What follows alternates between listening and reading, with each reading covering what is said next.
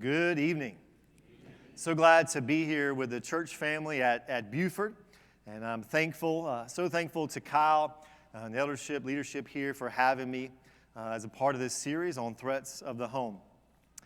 You know, this is to me, an important topic because our society in which we live, we're facing many different threats when it comes to the home, and so many of us are being attacked from really every side. And when I was talking to Kyle about this, Kyle asked, as I cover the topic tonight, to really view this from the lens of what I have maybe seen recently from the counseling office. You know, like Ben said, I've been in ministry for a number of years. A couple years ago, I went into counseling full-time. I'd been doing it part-time for about 10 or 13 years and decided to go over to do that full-time here in recent years. And in the practice I work in, I see everything from middle school on up in age. So I see a decent amount of teens. I do a lot of marriage counseling as well. I do a lot of counseling that's related to parenting. I see patients for anxiety, depression, PTSD, sexual addiction, grief, and many more things. And so when I really started thinking about, what could be a threat to our home, really my mind started going all kind of different directions. But as I really thought about it, what I have seen the most of, or maybe have heard the most negative about, especially maybe in the last few years, my thoughts really started to center on two main topics. And I was even telling Kyle, just out of curiosity, I even kind of went around and I'm in a pretty big practice. Our practice in Augusta has 4 offices and about 50 clinicians. In my office, there's about 10. Right across the hall, there's 12 more. And we actually have some Christian counselors there that I work with, and I even decided to ask them, just a simple question, hey, what do you think is a threat to our homes? And what was interesting and what kept coming up more and more, not just in what I thought, but also what others had thought as well, were the two topics that we're going to cover tonight. Two topics that I've noticed over the years keep being brought up more and more, and each week I've noticed more and more of these are the topics that I feel like has been a major influence or taken a toll on individuals and families and many other aspects of their life. And so the two topics that we're going to be covering tonight that I believe are threats to the home are the negative effects of social media and the problematic sexual behavior of pornography. So, as we begin tonight, let's go ahead and dive into the world of social media. Social media has really become an integral part of our lives in recent years, and with billions of people using platforms such as Facebook and Instagram and X, which is formerly known as Twitter, and TikTok, and social media has really revolutionized the way that we interact. It's really changed the way that we communicate with each other. And while social media has undoubtedly brought a lot of benefits into our lives, it has also had a significant impact on our mental health and became a threat to our homes as well. And so in our time tonight, we're going to explore the ways in which social media has had an effect on our mental health, been a threat to our home, and also the psychological factors that contribute to this impact and what we can do in the end to help mitigate these factors.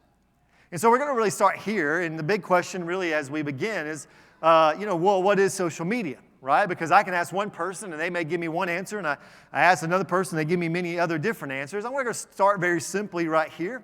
We're going to jump just to, very reliable source in Wikipedia, of course, and Wikipedia says that social media are primary internet-based tools for sharing and discussing information among human beings. Okay, it's a real basic definition. Then we're going to move down to tvb.org, and they say that social media is online technologies and practices that people use to share opinions, insights, experiences, and perspectives with each other. So there's some basic definitions of social media so far, but we're going to go just a step further than that. We're going to go to X, which is formerly known as Twitter, and we're going to see, what do Twitter users say is social media? Well, SRUFO says that social media is like going to a large party, put on your best outfit, try to be entertaining, but don't put your foot in your mouth. And that's what this user said is social media. At Active Life says that social media is sharing, caring conversations online. At Rumbles says social media is a place to hang out and communicate with your own networks of contacts, friends, and peers about stuff that interests you. At Engine Creative says that social media is people, technology, communication, ideas, and choice. And lastly, Supernova Trainer says that social media is talking online with people you don't know and hope that they'll become your customers.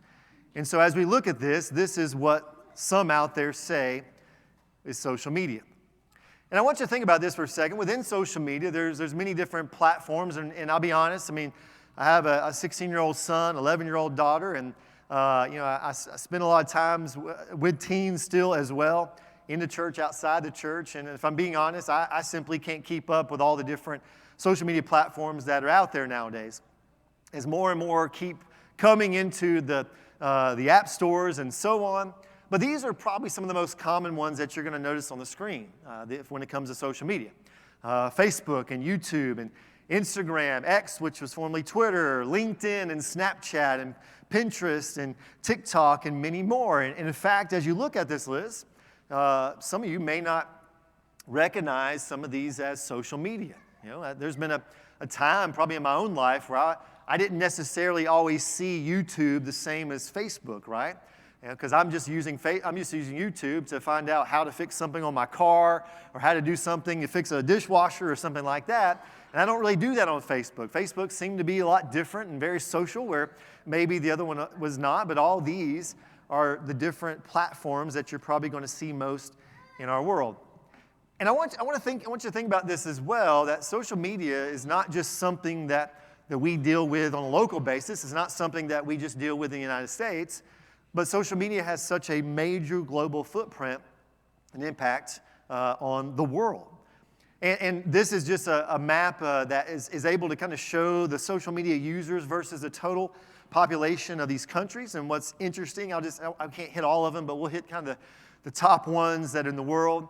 And if you notice, or if you can see it well, Northern Europe, again, if you look at how many people are using social media versus their population, Northern Europe has the highest amount. Almost 84% of the country is on social media versus their population. And then you have Western Europe, and then you have Southern Europe. So basically Europe they got the market when it comes to social media versus their population. And then fourth, you have the United States. The United States is almost 74% of the United States versus the population has and uses social media. And then you have Eastern Asia, 72%. But the global average is actually 60%. And I was surprised a number of years ago, probably 10 years ago at this point. I went on a mission trip to Panama. And off the coast of Panama is a set of islands called the San Blas Islands. And one trip, we went out to the islands, and we took a plane to get to the coast, and then we took this long boat out to an hour ride out in the middle of the ocean to these small group of islands, and we kind of island hopped while we were there, having Bible studies and having gospel meetings and such. And what was amazing is even on this small set of islands of San Blas and near Panama, there's even there social media. They may have been living in huts, but there was electricity ran out from the mainland all the way out miles into the ocean. And at night, when the electricity turned off, everyone was on their cell phone outside their hut on social media. It's amazing the power that it has. But what ages then use social media? Or what ages use social media the most? And what platforms do they use the most? And these are U.S. statistics, so these are ones for us. What's interesting is Facebook is most used by ages 35 and older. Instagram is used most by ages 12 to 34. TikTok is used most by ages 12 to 34 as well. Twitter is most used by ages 35 to 54. And then you have Snapchat, which is used most by ages 12 through 34. And then to look at this next, which is how much time on an average does a person spend on social media? And I think this is a very interesting statistic. And I hope that when it comes to this topic, I hope this slide is one of the major slides that you really pay attention to. I know when I started to read some of the research here, it was really shocking to me to think that we all are probably using social media a little bit more than we should. So get this, the typical user spends about 2.5 hours per day on social media, according to Data Reportal. So if we were to continue those numbers, that is 864 hours a year of scrolling through apps, equivalent, okay, get this, all that is equivalent to 36 days or a little over a month each year. So if the statistics are correct, basically what this is saying is that if you take the 2.5 hours a day and you keep multiplying that out over a year, over a month of our year is just scrolling social media. If you were to then extend this time frame over the course of a lifetime, the numbers, guys, it's pretty staggering. So get this. Assuming an average age of a person is 72 years old, okay, and the age 16 being the eligibility criteria to use social media, users then can spend about 5.5 years of their lives on social media. That was staggering to me. Now, it was staggering enough to think that over a month of my life, potentially every single year, that I'm basically losing an entire month. It's basically like I'm saying I only got 11 months of the year to do what I need to, because guess what? 36 days of there, I'm gonna be just scrolling social media and kind of doom scrolling and numb, just basically doing nothing. And guys, that was pretty shocking to me, the amount of social media that we're putting into us. I'm not here tonight necessarily to just completely bash social media, because I do believe that there's positive effects of social media. And so I want to make sure I cover that just as fairly as I cover the other side, again, of some of the negative effects. And so here's the thing. Social media can have both positive and negative effects. And so on the positive side, so we'll look at that first. Social media has made it easier to connect with friends and family. Now, I remember back in the day, I created my family's down in Pensacola, Florida, and that's where I grew up. And my dad at the time, he has nothing. He doesn't want social media. He barely wants a smartphone. He still uses a flip phone. He brags about that. He still uses an atlas instead of just pulling up Google Maps. I've tried to convince him that this is easier, but he doesn't want anything to do with it. But, at some point it was interesting. I told my dad, I was like, hey, I'm going to make you a Facebook page, so that way, since your grandkids are up here in Augusta, you can go on there and we'll post pictures. You can kind of see what's going on. And he used it for a short amount of time, but I saw that as a huge benefit. And that's one of the benefits of social media. We've been able to reconnect with friends and family, and grandparents that live far away can get on there and check out what's going on with their grandkids. It's provided new opportunities for people to find like-minded individuals who share their own interests. You can go on Facebook or sites like that, and you can type in any kind of little niche group that you have. Let's say you want to type in, I want to find a group that's anyone that drives a 1987 Honda Civic. Well, guess what? You can do that, and there'll be a group that's for 1987 Honda Civics, or anything else that you can imagine to find. There is someone out there that has a group. We nowadays, I know I'm kind of embarrassed to say this, but a lot of my news comes from social media. We stay up to date with news. We find events happening in your community. Right now, you can probably type in, I want to find a group near Buford that likes to play board games, and you can probably find an event that's going on probably in this community somewhere, just like any other event that you can find along the way. I know a lot of churches right now have egg hunts going on. I've noticed that over the weekend. They're all posted on social media, and not just the signs out front, but that's one way that we're advertising those events to get people to come to our events in the church.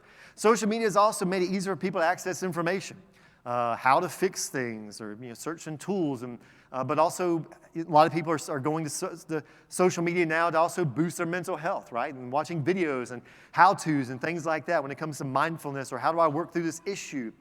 Social media is also a place where individuals can receive support, being listened to. People will create GoFundMe campaigns to help raise money for those in need, to help support them, and many, many more things that are actually some of the positive effects of social media.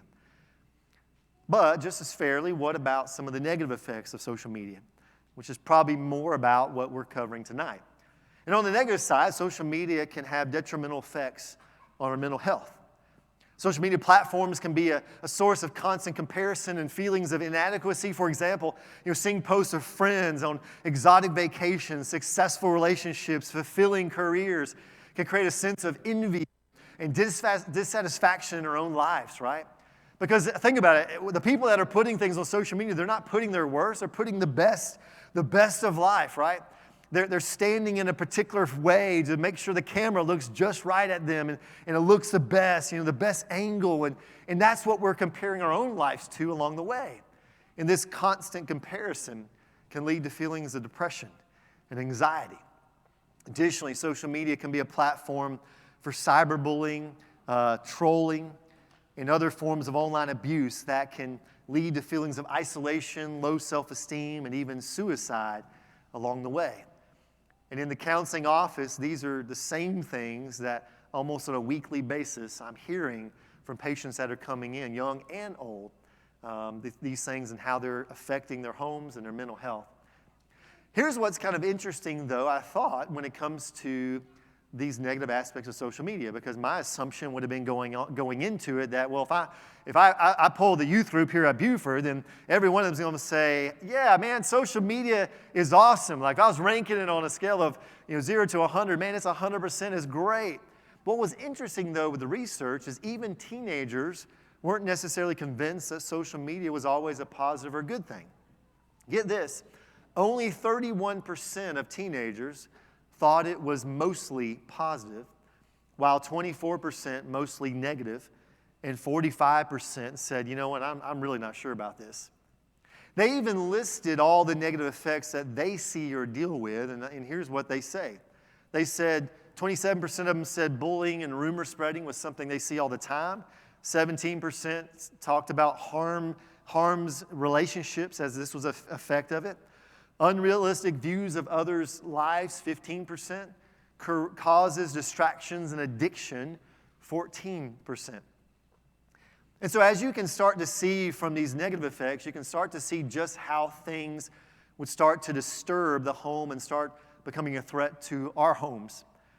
The past few years especially, I've seen more and more teens that I've done counseling with come in describing, having had dealt with many of these negative effects that we're talking about and how it's affected their mental health in such bad ways, to the point where many of them are now suicidal where they've never been suicidal before and don't even have a history of that in their family. And I've also had just as many adults complaining that a negative effect that they're having to deal with is that social media intake is starting to get in the way of their relationship with their spouse. As time on their phones and social media has become the way to kind of pass time instead of interacting with each other, sharing each other's lives, and continuing to get to know one another. Now they're behind a screen as soon as they get home from their job. And many teens have complained to me as well as they feel like their parents care more about their phones and social media than they do them as their own child, because they report that their parents are always on their phones and they struggle to get their attention, and they'll even act out to try to get their attention. And I've had a lot of teens in recent years tell me that over and over and over again, because social media and the negative effects is not just a teenager problem, and sometimes it's more of an adult problem. In the next few slides, as we talk about the negative effects of social media, I want to highlight just a few of the main negative effects of social media. And the first, and one of the biggest that we hear about a lot of times nowadays, is what we would call cyberbullying. And the definition is there on the screen, that cyberbullying is an aggressive, intentional act carried out by a group or an individual using electronic forms or of contact repeatedly over time against a victim who cannot easily defend him or herself. And then provided here on the screen are some interesting facts around cyberbullying. The most common types of online bullying are rumors spread online, 33.2%, mean comments. 35% had shared a screenshot of someone's status or photo to laugh at them. 61% of teens who report being bullied say it was because of their appearance. 41% of U.S. adults who use the internet have personally experienced online harassment. 77% of online harassment victims reported that they had been harassed on Facebook. And 7 in 10 young people experience cyberbullying before they hit the age of 18. And how does cyberbullying affect someone's mental health in the home? Victims of cyberbullying or online harassment can experience feelings of anxiety and depression and even post-traumatic stress disorder, and often been cited as causes for suicide among young people.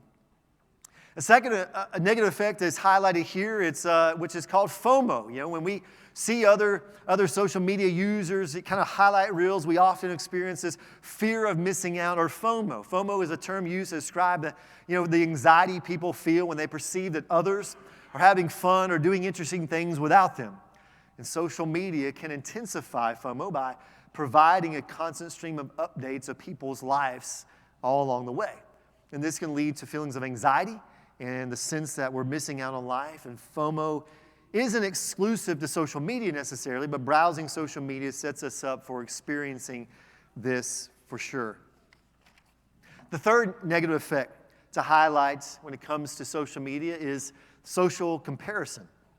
The honesty is this, is as human beings, we have a natural tendency to compare ourselves with others. And social media can amplify this tendency by providing a constant stream of posts and updates from our friends and acquaintances. And when we see others achieving success of happiness, it can lead to feelings of envy and dissatisfaction with our own lives. I think Stephen Furtick said it really well when he says, the reason we struggle with the insecurity is because we compare our behind the scenes with everyone else's highlight reel. And the last negative effect that I want to look at, is social media addiction. Excessive social media use is typically more than 2 hours a day. However, it's often recommended to spend a maximum of amount of 30 minutes on social media daily. The question is how much time are we spending right now on social media every day? And here's some examples on the screen of social media addiction. Constant need to check in on social media, can't stop thinking about it, become upset or irritated for not having access to social media. And again, maybe some of these are the symptoms, and other symptoms we may notice along the way is, trouble quitting social media.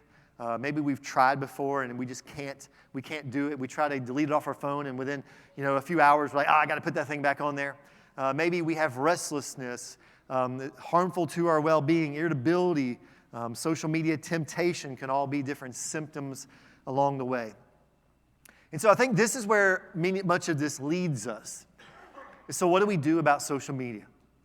And I'll be honest, the research is kind of mixed on the topic because there are pros and there's cons, as we've talked about tonight, positive and negative effects of social media use. But a question that is often asked is, well, how will I know if I have a problematic relationship with social media?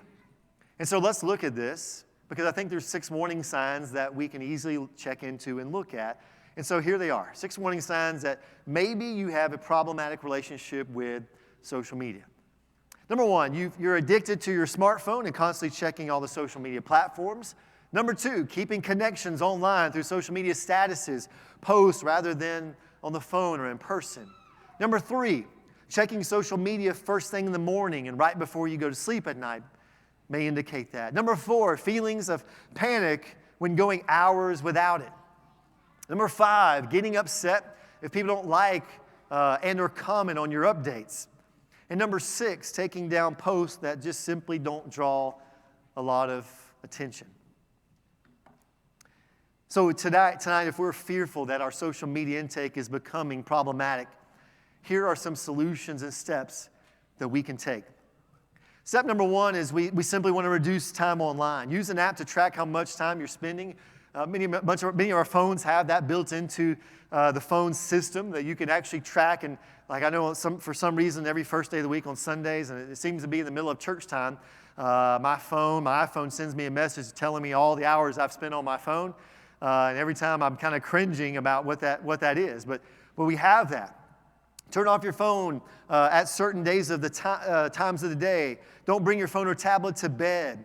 Disable social media notifications. Limit checks. Try removing social media from your phone. Okay, step 2, change your focus. Next time you go to access social media, pause for a moment and clarify your motivation for doing so. Are you using social media as a substitute for real life? Are you an active or passive user on social media? Does social media leave you feeling inadequate or disappointed about your life? These are things that we need to concentrate on. Step 3, spend more time with offline friends. Set a time each week to interact offline with family and friends. Number 2, if you've neglected face-to-face relationship, reach out to an old friend or an online friend. Arrange to meet up at some point. Number 3, join a club. Find a hobby, serve at the church, create an endeavor, exercise, a fitness activity to enjoy. Number 4, don't let social awkwardness stand in your way. Number 5, if you don't feel that you have anyone to spend time with, well, reach out to one of those acquaintances and spend time with them. And if you need to, and this is an emergency situation, even interact with strangers. I have a lot of friends that are great at that. They don't meet a stranger. They can walk up to someone in Walmart, at the cash register, in the drive-thru, and anywhere, and they simply seem to become friends right away. And number 4, express gratitude. Feeling and expressing gratitude about the important things in your life can be a welcome relief to the resentment and animosity and discontent sometimes generated by social media. So take time for reflection, practice mindfulness, and spend some time volunteering as well. How and when a person engages with social media will always be unique to the individual. But when looking at a personal approach to use, most will benefit from asking if their use passes the test of time. And so as we kind of close out the section on social media, I want you to think about the acronym TIME. Okay, and and this would be something I think that can be a benefit to us. It's probably easier to remember than most everything else. And so I want you to remember the acronym TIME. Number 1, time with T. We want to make sure it is restricted. Is your time spent on social media time restricted? If not, set a limit that you feel comfortable dedicating to social media. The question is, as for us as Christians, how does this principle apply when it comes to our time? And I believe that Paul says it best when he's writing to the church in Ephesus, and in Ephesians chapter 5, he explains how Christians ought to walk and describes certain things that they should do and they should be looking out for. And so in Ephesians 5 here on the screen, verses 15 and 16, he says, "Look carefully then how you walk, not as unwise, but as wise, making the best use of the time because the days are evil." And so as Christians, are we making the best use of our time? Are we making sure that the time that we're using is honoring God? Are we making sure that we restrict our time with social media so we don't get caught up in the traps of social media? Are we using our time wisely? Are we making the best use of our time to simply honor God? The next 2 letters in time, the I and the M, I put on one screen here. So we have time, we have intention. Are we being intentional? And are we being mindful? So time, intentional, and mindful. When we're intentional, is your social media use intentional?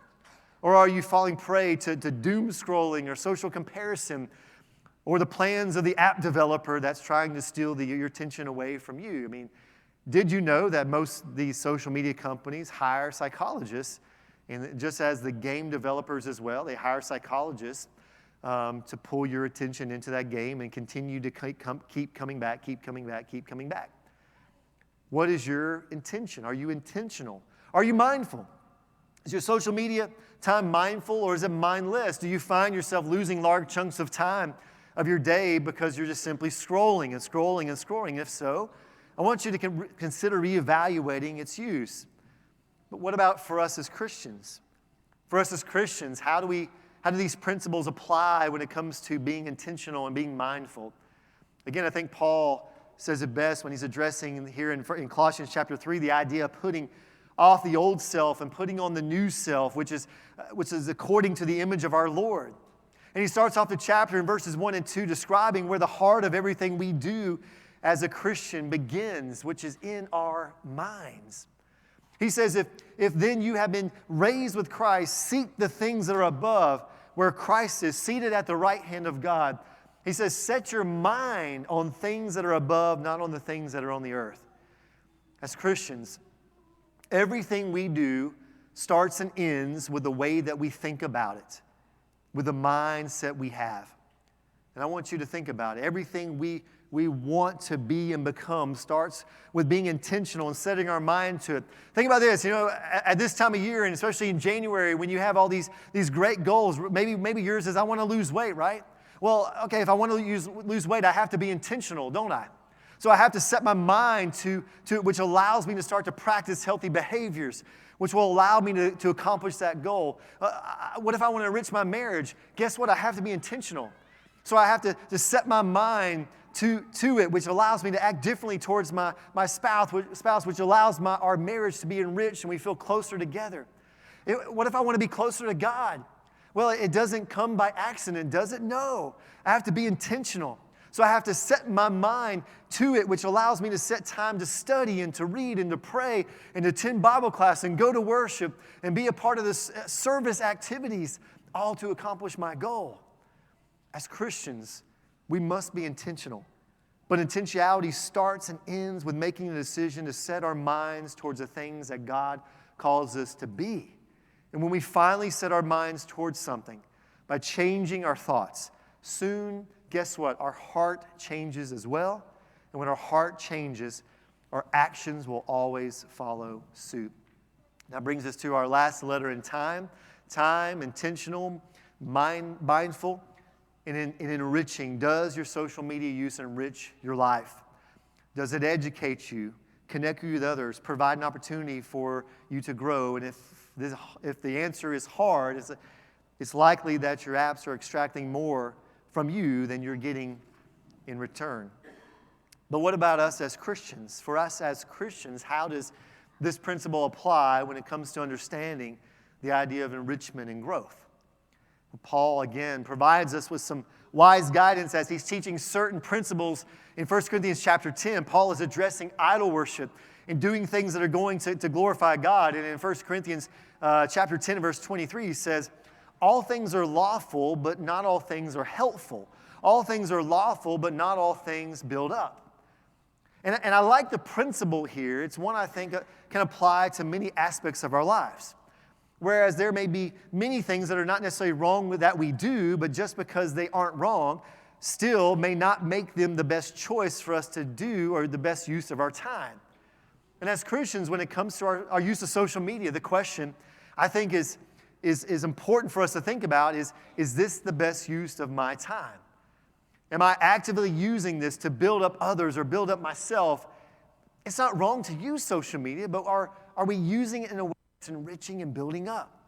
And if not, is it the best use of our time as we try to honor God with everything that we are and everything that we have? So we've covered the first threat to the Christian home tonight, which is social media. And the second great threat we'll talk about tonight is this slide right here, which is pornography. And I want to start simply by looking at some statistics about pornography. First, some stats here is, I thought this was very interesting, and I think it's very telling in our society today.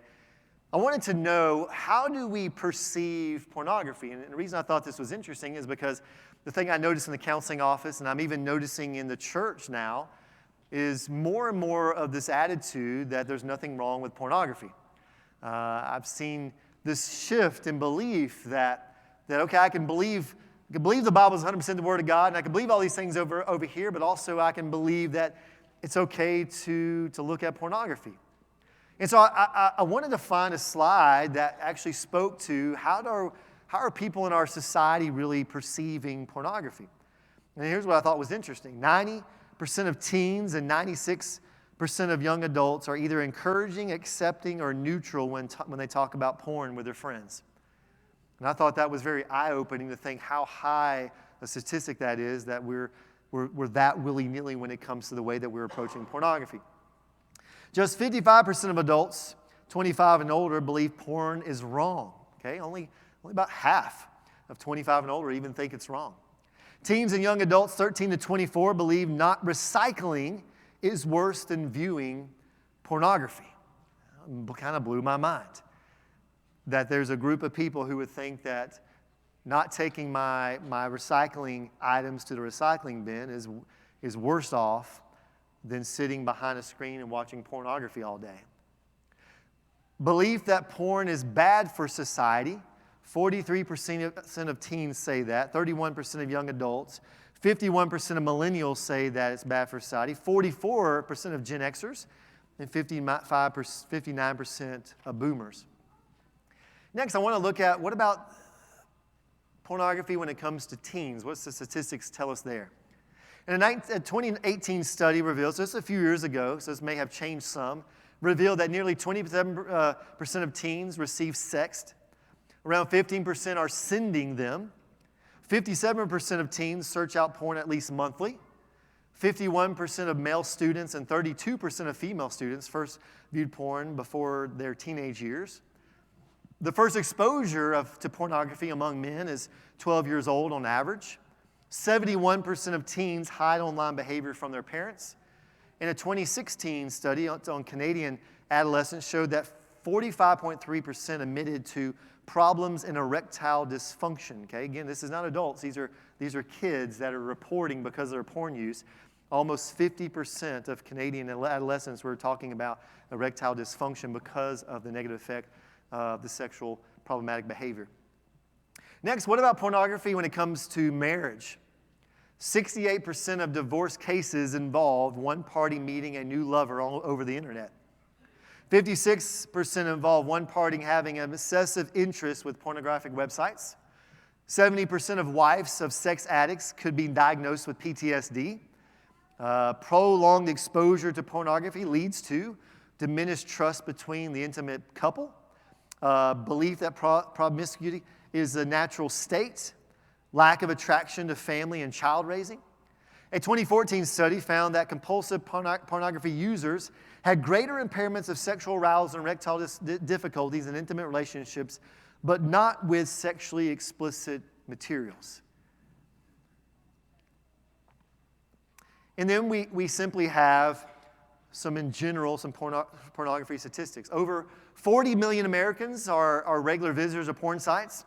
There are around 42 million porn sites, which totals around 370 million pages of porn. I think that number is actually higher now. The latest, actually, I think I've seen here recently is more about 420 million pages of pornography. Get this, the porn industry's annual revenue is more than the NFL, the NBA, and Major League Baseball combined. It's also more than the combined revenues of ABC, CBS, and NBC. 47% of families in the United States reported that pornography is a problem in their home. Pornography use increases the marital infidelity rate by more than 300%. 11 is the average age that a child is first exposed to porn. And 94% of children will see porn by the age of 14. 56% of American divorces involve one party having an obsessive interest in pornographic websites. 70% of Christian youth ministers report they've had at least one teen come to them for needing help in dealing with pornography in the last 12 months.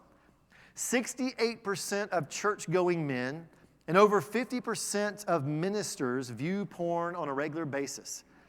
Of young Christian adults, 18 to 24 years old, 76% actively search for porn.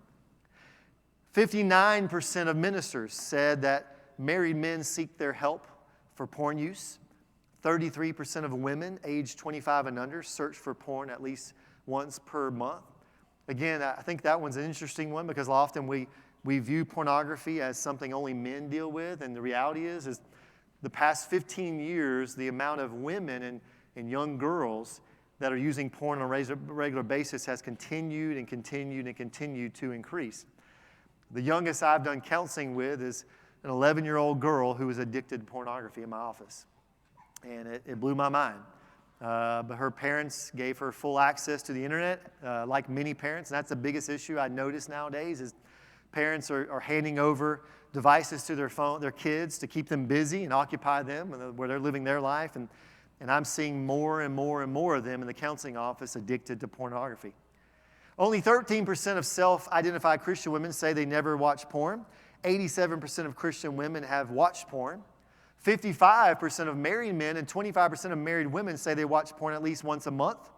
57% of ministers say porn addiction is the most damaging issue in the congregation. And 69% say porn has adversely impacted the church. Only 7%, okay, we said all that, now we're going to say this, only 7% of ministers say their church has a program to help people struggling with pornography. From the slides that we just looked at, it is obvious that porn has a foothold in our lives, individually, in our marriages, in our homes, and also in our churches.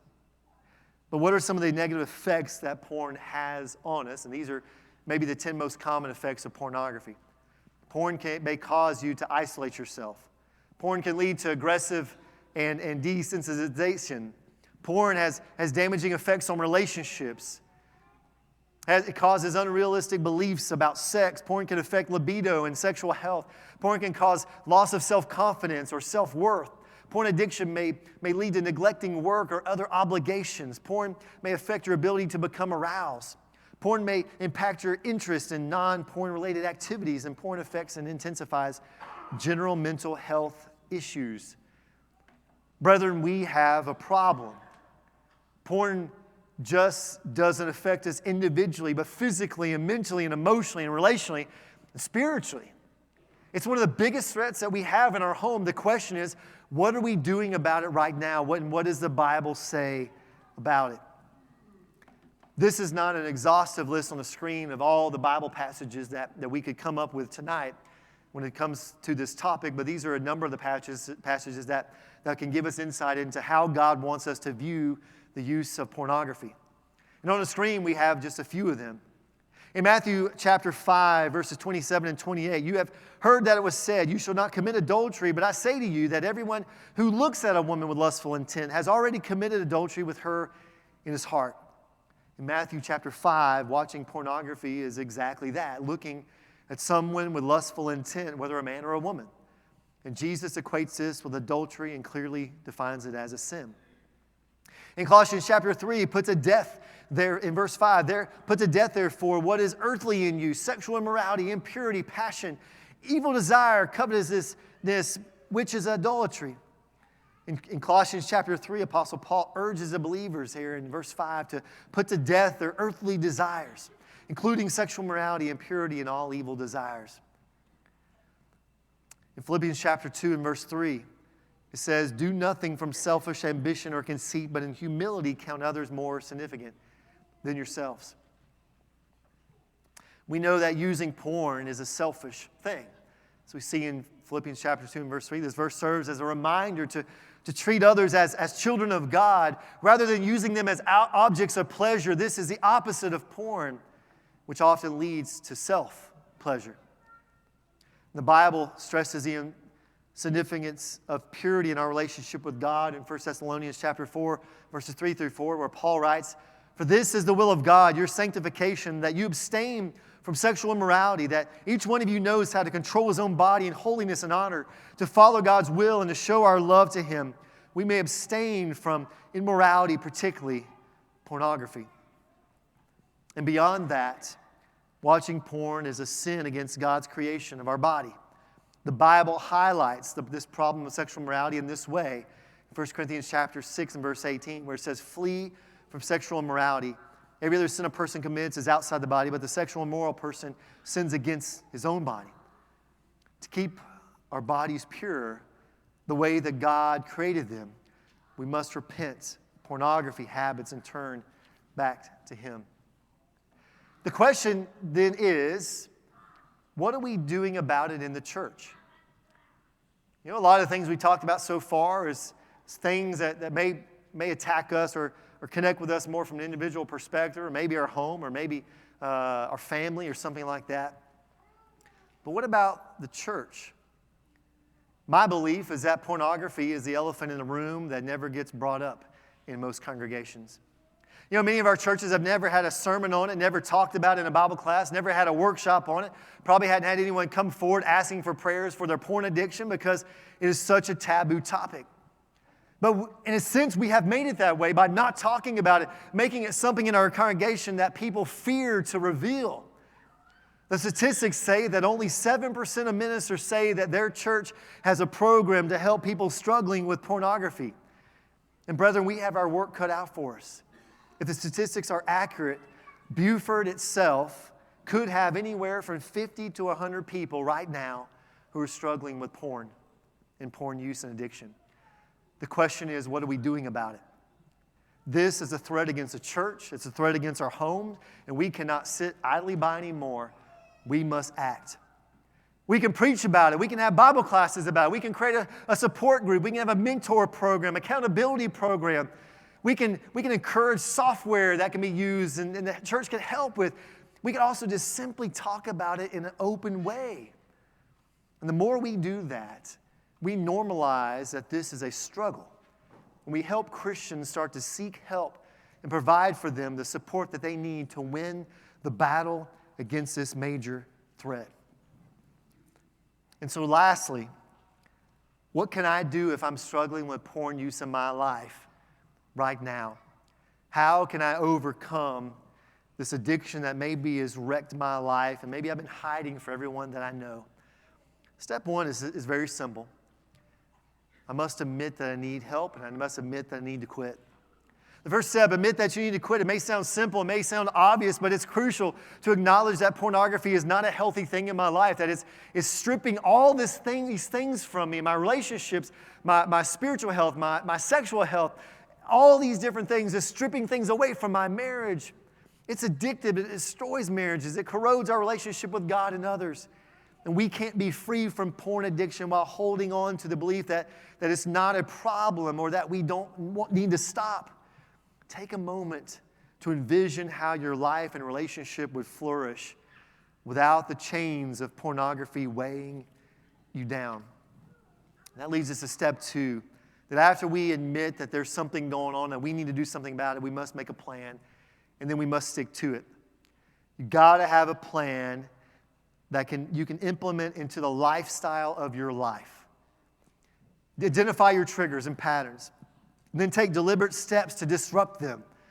And if you're most likely to watch pornography at night, for example, then you go to bed early. If your devices are the gateway to temptation, keep your computer in a public place. Don't bring your phone into private spaces.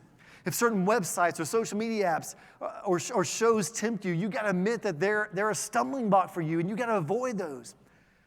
Jesus backs this up in Matthew chapter 18 and verse 9 with a powerful caution. He says this, he says, if your eye causes you to sin, gouge it out and throw it away. It's better for you to enter into eternal life with only one eye than have two eyes and be thrown into the fire of hell. The key to reclaiming control over your thoughts and actions is changing the patterns that your brain has associated with addiction. It can be hard to admit that we can't handle these things, but eliminating triggers and temptations is better than being bound by them the rest of our lives. That leads us to step three. We got to have accountability to do this. We can't do it on our own.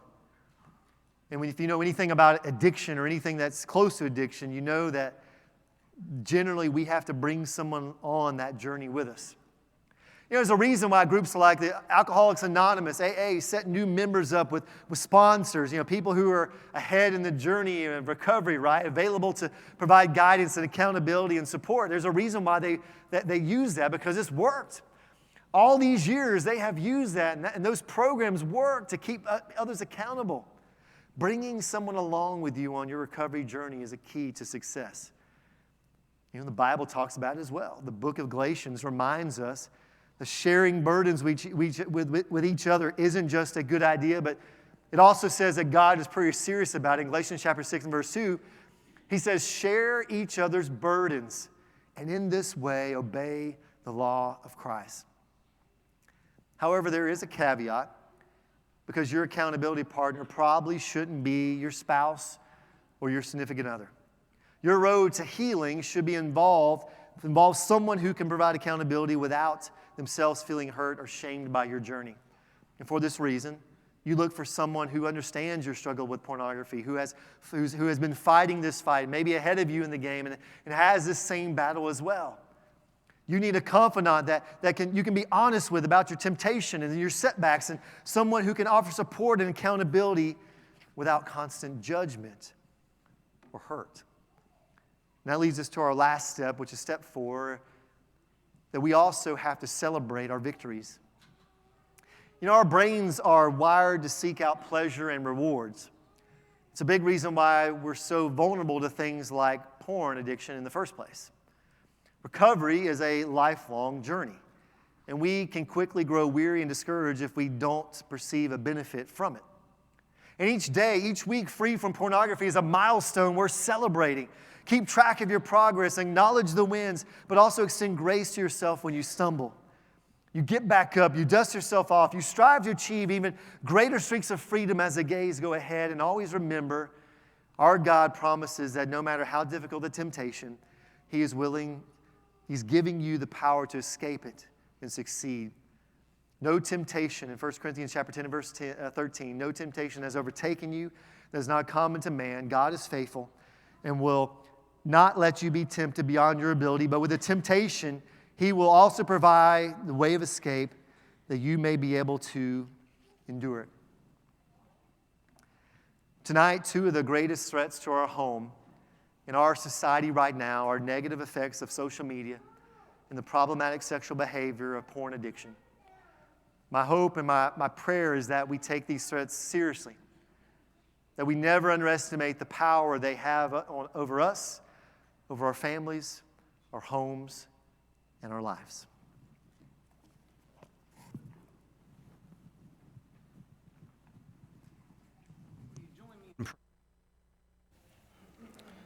Our Father in heaven, we come before you tonight having been challenged this month. We've examined some threats to our home that don't come in easy conversation, nor are they easy to listen to at times, and we've had to talk about some sensitive subjects. And Lord, we're thankful for Jeremy coming this way to share his perspective, his insights, and a practical lesson that addresses some additional threats that we need to be cognizant of.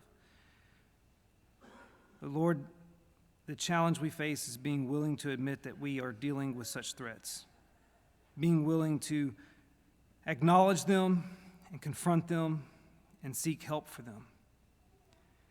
And so, Lord, it is our prayer that as we listen to tonight's message and as we reflect on the messages that have been presented earlier in this month about threats, that we won't hesitate to take the necessary action to remove them or prevent them. Lord, you know the families that are here today, and we know that among our congregation, there are people struggling with sexual immorality, with pornographic addiction,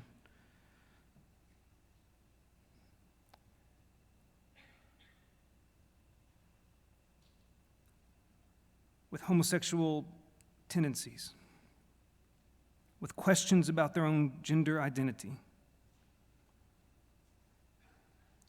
Lord, there are so many threats out there.